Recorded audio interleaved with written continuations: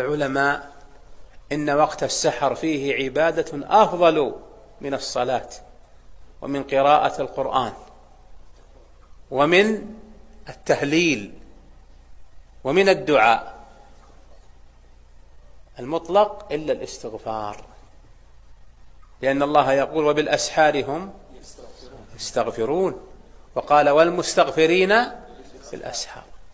كان عبد الله بن عمر رضي الله عنهما إذا حضر السحر وهو آخر الليل أشده ظلمة أغلق مصحفه وأنهى صلاته واشتغل بالاستغفار. وش أفضلها؟ سيد الاستغفار، يليه دعاء يونس لا إله إلا أنت سبحانك إني كنت من الظالمين.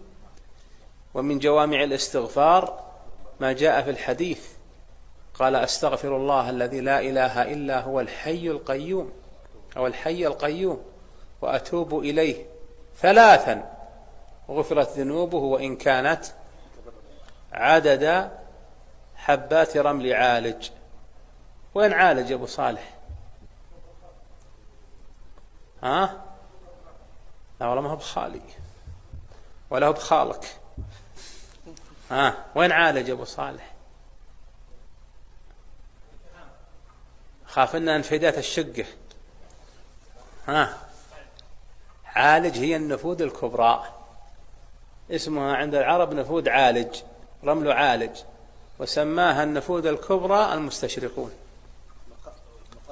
عرضها من الشرق للغرب 600 كيلو ومن الجنوب للشمال 360 كيلو بحار من رمل.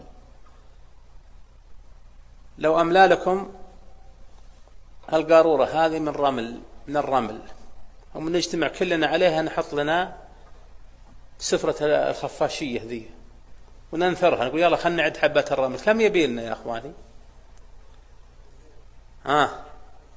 كم يبي لنا يا مجذوب؟ 7 ليالي من ذوات العدد.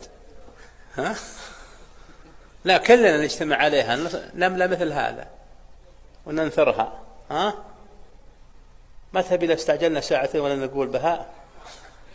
إذن فاسمعوا هذه البشارة على لسان البشير عليه الصلاة والسلام. من قال أستغفر الله العظيم الذي لا إله إلا هو الحي القيوم وأتوب إليه 3 غفرت ذنوبه وإن كانت عدد حبات رمل عالج. في الرواية الأخرى غفرت ذنوبه وإن بلغت عنان السماء. في الرواية الثالثة غفرت ذنوبه وإن كانت عدد زبد البحر. في اللفظ الرابع غفرت ذنوبه وإن كانت عدد ورق الشجر.